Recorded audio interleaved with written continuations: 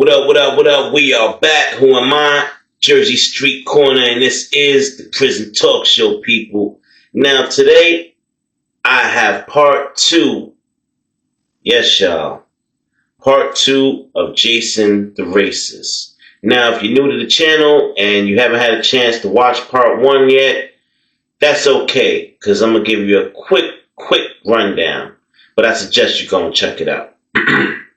Now, Jason was a racist. In a nutshell, he got his kicks off by hurting elderly black people. He hunted them. He, tortured them as much as he could without getting in trouble and noticed. One day he took it too far and he ended up catching a body. An old elderly black man. He choked him out and didn't even know it. He hurt the wife so bad that at her old age, she had broken bones from this incident.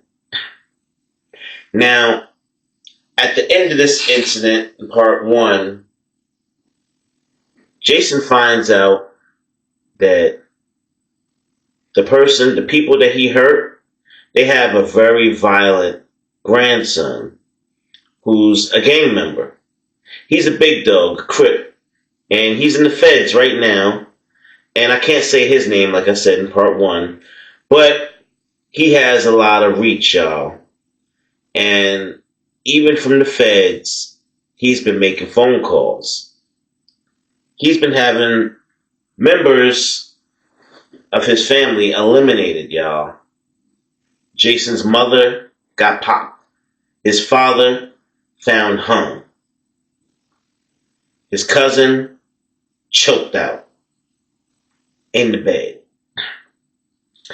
And now, y'all, without further ado, this brings me to part two.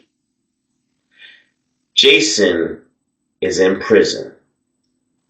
He's in central reception.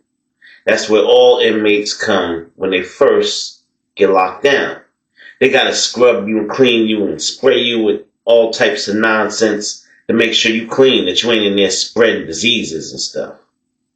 Mites and germs and dandruff and all that. They looking for all that. On top of searching you for weapons and, excuse me, y'all, everything. They're going to document your tattoos and they're going to put you where you should be at, depending on, who you are and what you are and what you represent.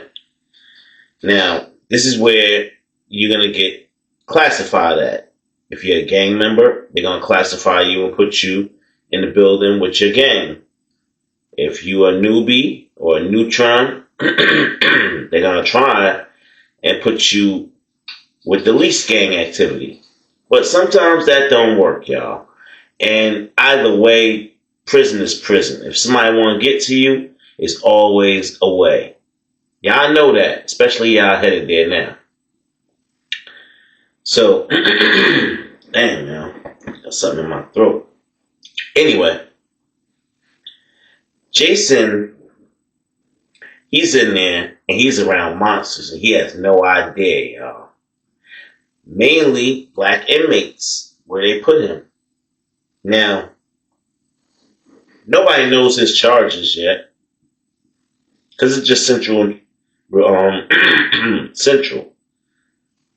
So he didn't get down to prison yet, where a lot of the inmates have favors with the guards and et cetera, and they can find out real easy. So he's sliding right now. Now he's just dealing with general people pressing him. Hey, white boy, what's up with you, man? What you up in here for, white boy? They looking at him, they sizing him up. Yeah, I ain't never see you in my hood before. What you up in here for? And he over there shivering and shaking. He trying to get an answer out. His teeth just chattering. And Jason, like, I don't even know what I'm in here for, man. Somebody set me up. I don't even know why I'm here. I didn't do nothing. That's the story he run away, y'all. He figured that'd save him some time. Because if anybody find out what Jason really did, it's going to be lights out for Jason. And he knows it. So, they finally get him in a dorm. Now, dorm is like Grand Theft Auto of prison, y'all. It's like an open world game where you got 50 dudes walking around simultaneously doing different stuff. Yeah, y'all. And the guards, the COs, are locked outside of the cage. A whole cage full of inmates.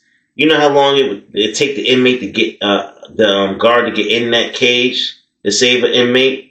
And guess what? He's not even coming in that cage anyway until all inmates are on the ground face down. If there's a fight going down, if something happening, he's not risking his life. He ain't opening that gate until everybody is down. So, pod life is a dangerous life. More dangerous than being in the cells. Even though getting locked in the cell is also dangerous when you locked in there with 3 giant, humongous beasts that just want to beat you down. So Jason, he getting his story together day by day. He's making it up. Yeah, man. Somebody said I did such and such. I ain't did nothing like that, man. They said I broke into their house and, said my fingerprints was on the door, but I was nowhere near there. I don't even know them people. This and that. He making up lies, y'all. Lying his ass off. But it's going to come back full circle. It's going to come back full circle because that phone call that big dog Crip made is already out there, y'all. Remember, people got cell phones. They got real live jacks in the prison. So it ain't nothing for somebody to reach out, hit somebody with a text, hit somebody with a secret phone call on the late night, put the word in, put the hit out, do this and that. Well, it didn't matter what prison they sent Jason to. He already had a hit on his head walking in the door. Now, normally it's about 4 to 5 state penitentiaries in every state. Depending on how big or small your state is, you might have more, you might have less. Either way, every penitentiary in their state, they knew Jason's name, they knew his face. They done text his picture all over the different phones in the prison system. Now, all the Crips, they know what it is. On sight. If you see this dude, no talking. On sight. Now, y'all probably wondering what I'm talking about on sight. On sight mean if any of these Crips cross paths with this dude Jason and they don't take him out, they are up for punishment. So everybody is on deck. Ain't nobody fitting the fault. Because ain't nobody trying to get disciplined over no punk that couldn't keep his hand off of old people. Yeah, y'all. I told y'all it'd get real dangerous in them prison systems. I don't know what y'all thought. But Jason about to find out the hard way, though. So, Jason finds out his assignment. Normally, you sit in the county or whatever for a few months before you get shipped off. Now he know where he going. He pack his stuff up. They tell him Bluebird comes in the morning. That's the bus, y'all. Big blue bus. And they come. They shackle you from top to bottom. Your ankles, your arms, your legs. Put you on the bus with about 10 or 15 other dudes. And y'all shooting right on over to that prison. Now, mind you, they waiting on him. Wherever he go, they waiting on him. As soon as he get there, as soon as he hits the building, the guards already done dropped the dime. They on payroll, y'all. The Crips got them under the wing. That's what be bringing them in all of the extras. The books and cigarettes and blades and all of that extra stuff that they shouldn't be getting. Well, they got some guards that let them get it in there. And they pay them a pretty hefty price for it. They already done told them Jason is on his way. They know what cell Jason is going to before Jason know what cell he's going to. They already arranged to get the dude that was in that cell moved to another cell so that one of their brothers could be in that cell when he comes in there. Now, things are about to get diabolical, y'all. And I need y'all to remember, please do remember, your boy JS Corner, I'm like the Bumpy Johnson of these YouTube streets. Hit that like button for me one time. Just one time, y'all. Alright, y'all. Let's keep going. Now, about an hour or two will go by, and the Crip here already done settled into the room. He got his stuff in there, got his bed made and all that. Like, he been in there for a minute, not like he just got switched in there and nothing. So, he been there for a while. Just like the guard said, bang, the door buzzed. In comes Jason. Told him his dorm number, his room number, sent him on up. He goes upstairs with his stuff, goes to the cell, he knocks, comes in, he says, yeah, my name is Jason. I'm supposed to be in this cell, they said. So, the Crips had a meeting before this whole thing happened, this whole interaction happened. And they told dude, make friends with him. They fitting to sleepwalk, old boy. Yeah, y'all. Make friends with him. Let him think y'all cool. And then, let's invite him to our game. So now things about to get real interesting, y'all. They are going to sleepwalk Jason and let him think that he might somehow, in hell, have a chance at being a Crip. And well, from what he heard in the county and central reception, the only way that he was going to survive was joining the gang. So I guess he figured it's his way in. And they tell him, they're like, alright, so there's a couple of things that you're going to have to do to get down with us. Now, mind you, y'all, and I just think this is so diabolical. They are really going to put him through the process. Oh, yeah. They are going to put him through a vigorous process that he will no doubt fail. And even if he passed, it wouldn't matter. But they are going to really put him through the test of becoming a Crip. Now, this includes getting jumped in. This includes catching fades with different people. This includes showing you ain't scared to knuckle up when the time comes. That you ain't no punk. You ain't gonna go snitch and hit that gate when you get lumped up. So that's what they fitting do to Jason. They want to show him what it's like to be a Crip. Oh, you want to be down? Alright, white boy, we're going to let you be down. Yeah. You know, like Monica and Brandy said, you want to be down? Alright. So, they start setting him up on stunt dummy missions, y'all. Sending him to pick fights they knew he was going to lose.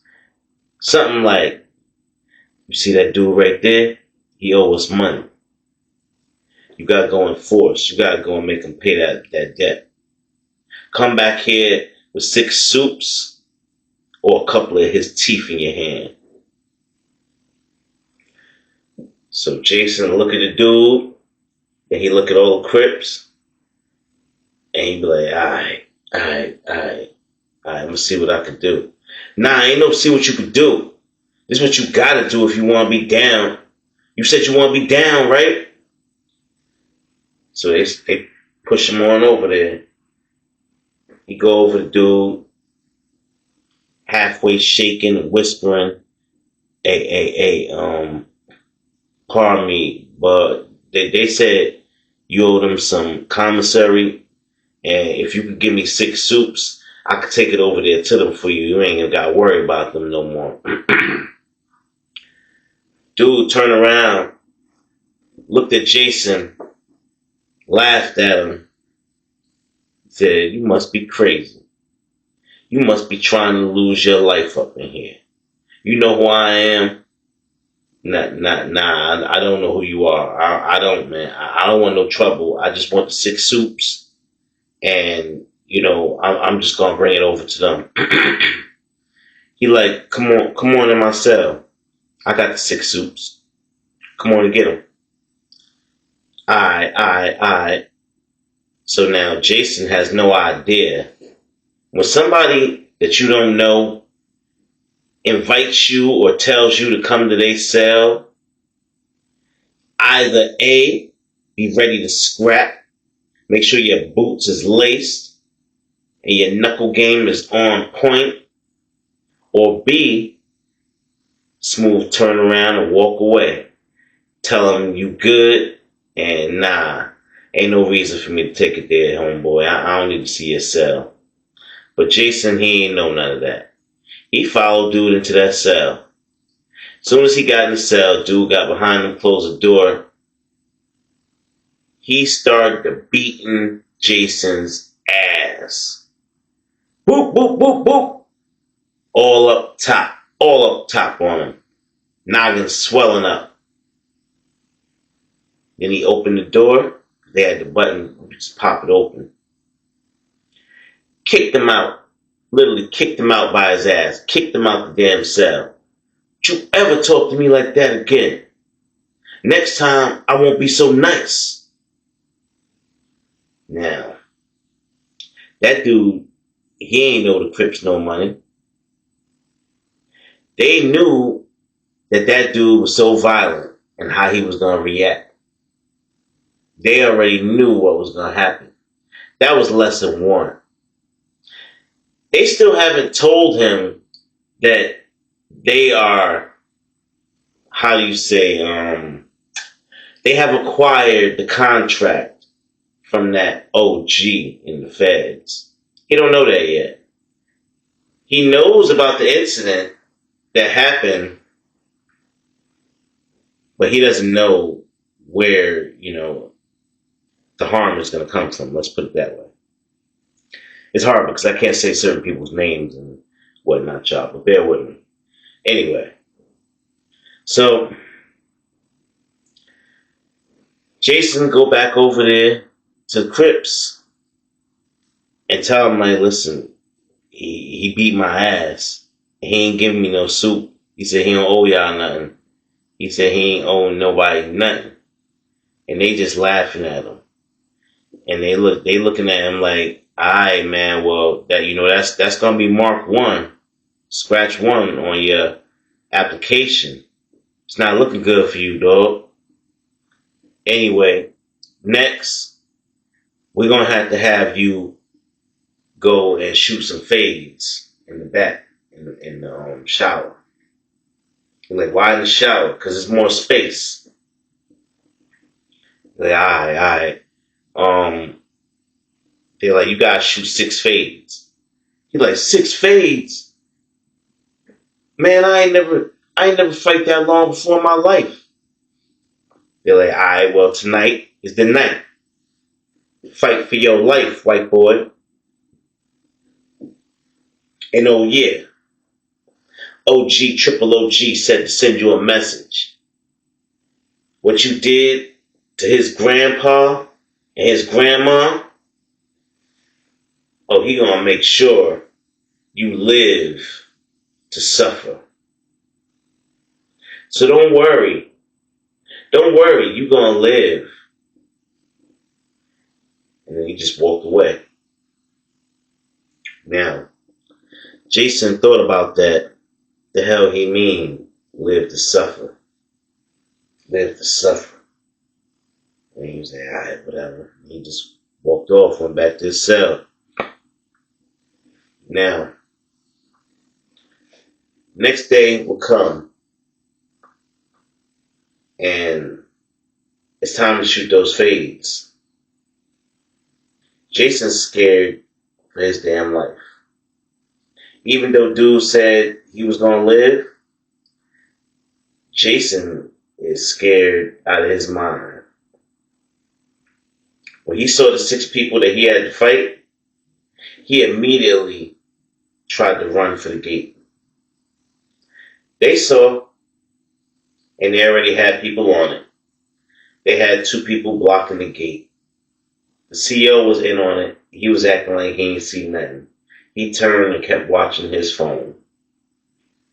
They caught Jason. They dragged him back into that shower, and they beat the brakes off of Jason, y'all. I'm talking about at least 15-man jump, stomp, just state boots all in Jason's face. They beat Jason unconscious, woke him up, and knocked him back out again. Yeah, y'all, it was pretty bad. So, without dragging this story on, let's just say Jason ain't the same person no more. Jason don't think the same no more. As a matter of fact, I think Jason might even need a damn machine to think because he's a vegetable now. They beat him senseless, y'all. Jason was never coming home from this sentence. So let that be a lesson to y'all. Be nice to everybody.